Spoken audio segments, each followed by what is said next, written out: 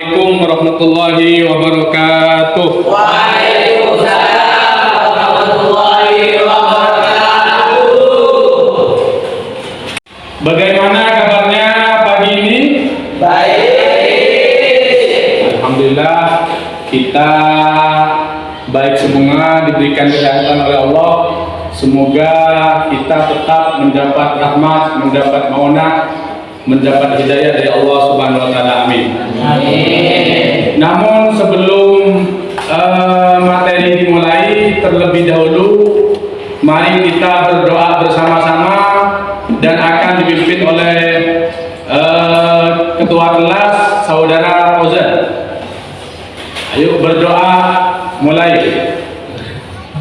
Pelajaran pada pagi hari ini, mari kita membaca doa bersama-sama. Berdoa dimulai. Bismillahirrahmanirrahim. Raditu billahi rabban wa bil islami dinan wa bi Muhammadin nabiyyan wa rasulan. Rabbi zidni ilman warzuqni rahmatan. Amin ya rabbal alamin. Lalu sebelum kita masuk pada materi, saya absen nama kalian masing-masing.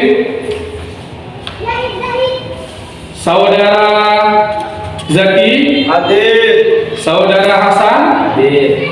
Saudara Sepul, Hadir. Saudara Kauser, Saudara Ali, Saudara Hasan, Saudara Bahri. Hadir. Ya, terima kasih. Alhamdulillah. Gak ada yang absen hari ini. Siapa? Ilham. Sekarang saya akan pelajari buku Aqidah Akhlak, materi tentang makna 7 Asmaul Husna. Halaman pertama. Silakan dibuka.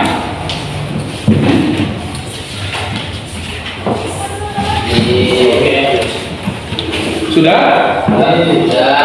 Adapun tujuan dari pembelajaran pagi hari ini, yang pertama kita bisa memahami apa makna dari Asmaul Husna itu sendiri, khususnya yang 7 ini.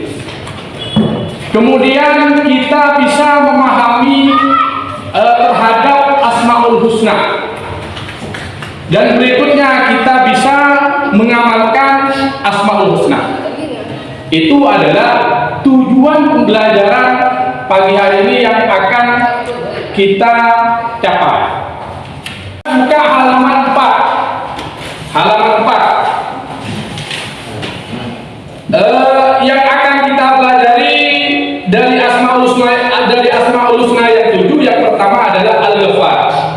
Namun sebelum kita bicarakan lebih lanjut, saya persilahkan kepada Saudara Fauzan untuk membaca buku pelajaran halaman 4, yaitu Asmaul Husna yang pertama, yaitu Al-Ghaffar. Silakan. Sejarah bahasa kata Al-Ghaffar berasal dari bahasa Arab Ghafarah, yang artinya taqiyah dan zid, yaitu menutupi atau merahasiakan kata Al-Ghaffar.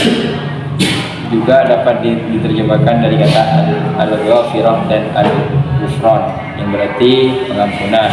Apabila kata Al-Ghaffar disandarkan kepada Allah Subhanahu wa taala, berarti Allah sebagai zat yang maha mengampuni. Kata Al-Ghaffar dapat juga diterjemahkan sebagai zat yang menampakkan kebaikan dan kejelekan di dunia dan memaafkan hukumannya bagi semua hambanya di akhirat kelak. Dengan demikian, secara istilah Al-Ghaffar dapat dimaknai bahwa Allah sebagai zat yang berwenang memberikan ampunan kepada hamba-hambanya sebagai karunia dan rahmatnya. Jelaskan barusan, Allah Ta'ala Asmaul Husna yang pertama adalah Al-Ghaffar. Allah Ta'ala maha pemberi ampun. Sebesar apapun apapun kesalahan kita, sebesar apapun dosa kita, apabila kita betul-betul minta maaf kepada Allah dan kita bertobat kepada Allah dan kita berjanji tidak akan mengulangi terhadap perbuatan dosa yang kita sudah lakukan, maka Allah Ta'ala akan memaafkan kita. Dari sekian banyak pelajaran dari tokoh-tokoh ulama-ulama terdahulu, banyak yang awalnya itu bukan orang orang-orang yang jahat, bahkan ada ulama itu perampok. Yang awalnya itu perampok. Namun setelah itu dia langsung bertobat kepada Allah, minta maaf kepada Allah. Seperti contohnya seperti Qadiyah. Qadiyah itu menjadi ulama besar, menjadi seorang imam. Orang Qadiyah itu awalnya adalah seorang penjahat, seorang perampok. Itu menunjukkan bahwa Allah Ta'ala punya sifat Al-Ghaffar. Yang awalnya seperti tokoh yang saya sebutkan barusan, Qadiyah, orangnya orang jahat, perampok, namun dia minta maaf kepada Allah, minta ampun kepada Allah, dan dia tidak akan mengulangi perbuatan lagi, maka dia dimaafkan oleh Allah, sehingga dia belajar agama dengan tekun, sehingga pada akhirnya dia menjadi ulama besar.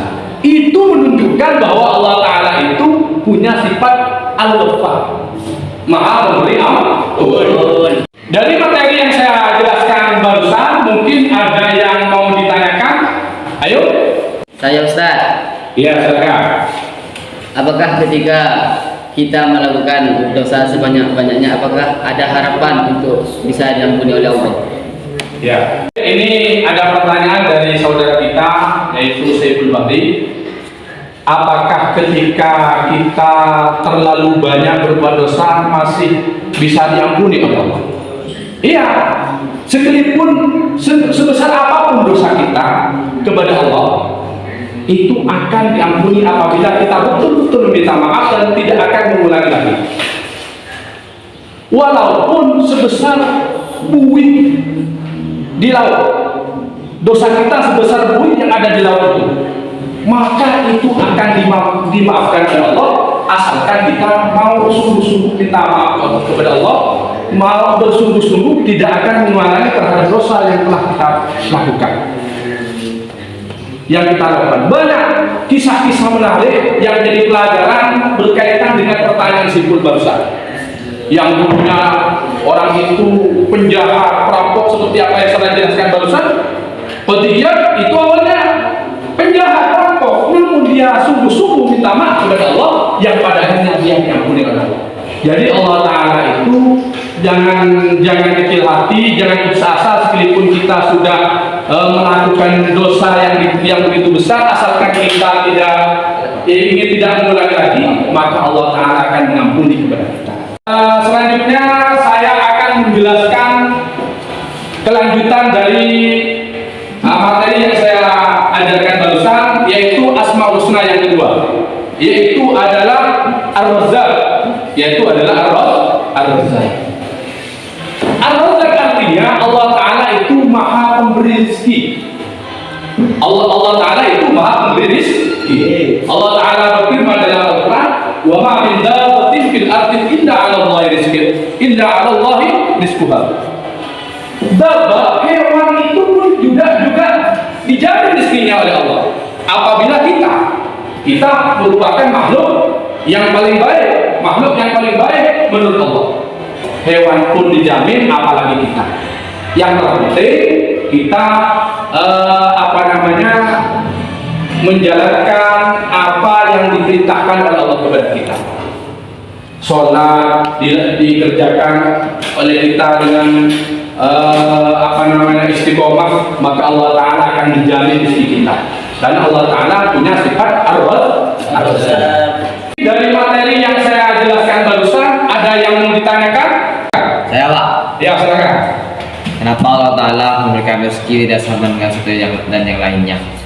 Baik, ini ada pertanyaan dari saudara Saiful Bahri. Kenapa Allah Ta'ala itu tidak sama dalam memberikan rezeki kepada di antara salah satu makhluknya? Ada yang kaya, ada yang miskin. Kenapa? Karena Allah Ta'ala itu tahu terhadap setiap kebutuhan kalian masing-masing. Ada yang memang itu ada seorang yang lebih baik diberikan rezeki yang banyak, maka Allah Ta'ala memberikan rezeki yang banyak kepada si A. Kemudian ada yang memang orang yang lebih baik, sedang-sedang dalam diberikan rezeki oleh Allah, maka Allah Ta'ala memberikan rezeki tidak terlalu banyak. Semua adalah Allah yang mengatur, Allah yang tahu terhadap kebutuhan kita. Kan ya? Untuk selanjutnya materi kita adalah kita bentuk kelompok-kelompok. Bentuk kelompok-kelompok berdasarkan dari bangku. Kalau yang sebelah sini, ini kelompok pertama, kelompok kedua, kelompok ketiga, kelompok keempat. Tugas kalian adalah mencatat semua arti dari Asmaul Husna yang 7. Asmaul Husna yang 7. Yang pertama adalah Al-Ghaffar, Ar-Razzaq, Al-Malik, dan seterusnya. Kalian mencatat, nanti ada yang mempresentasikan ke depan. Ayo.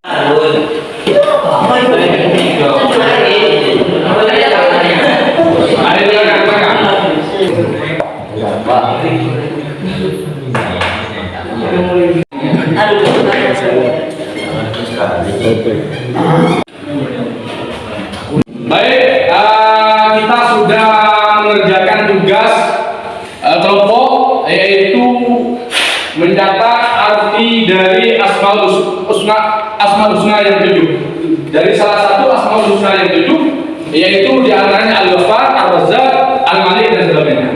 Sekarang silakan di antara kalian ada yang mempresentasikan ke depan. Saya tunjuk saudara Amin, silakan. Ar-Razzaq. Secara bahasa kata Ar-Razzaq berasal dari kata Razaqah atau rizq. Secara istilah kata Ar-Razzaq berarti Allah Taala senantiasa memberikan banyak rezeki kepada makhluknya. Ya, assalamualaikum warahmatullahi wabarakatuh.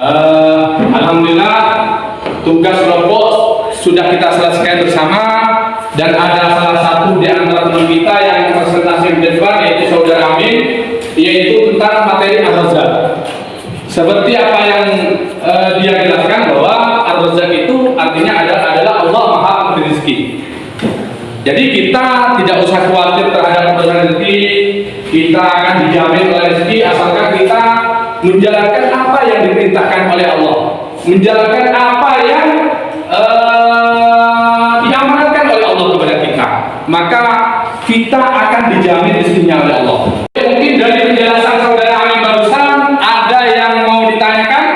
Ustaz, bagaimana cara mensyukuri rezeki yang diberikan oleh Allah? Ini barusan ada pertanyaan dari saudara Rizki, bagaimana cara mensyukuri nikmat yang diberikan oleh Allah. Jadi saya persilahkan terlebih dahulu kepada saudara Amin yang mempresentasikan materi barusan. Kita mensyukuri rezeki yang diberi oleh Allah dengan menggunakan pada jalan yang baik. Baik, sudah kita jelaskan pertanyaan yang dari Rizki barusan, bagaimana cara mensyukuri nikmat yang diberikan oleh Allah. Saya menambahkan sedikit, cara mensyukuri nikmat yang diberikan oleh Allah kepada kita dengan cara menggunakan rezeki tersebut kepada hal yang baik. Contoh, digunakan kepada dakwah, digunakan kepada perjuangan di jalan Allah, tidak digunakan untuk kemaksiatan. Mungkin hanya ini materi yang dapat saya bisa sampaikan. Semoga apa yang saya sampaikan mulai tadi bisa menjadi ilmu yang bermanfaat, menjadi ilmu yang barokah.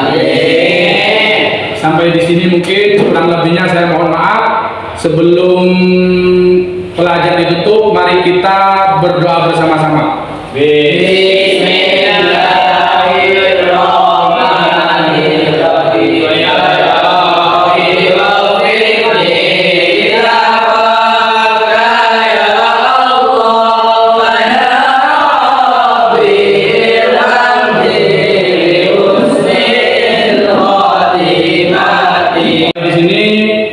Kurang lebihnya saya mohon maaf. Assalamualaikum warahmatullahi wabarakatuh.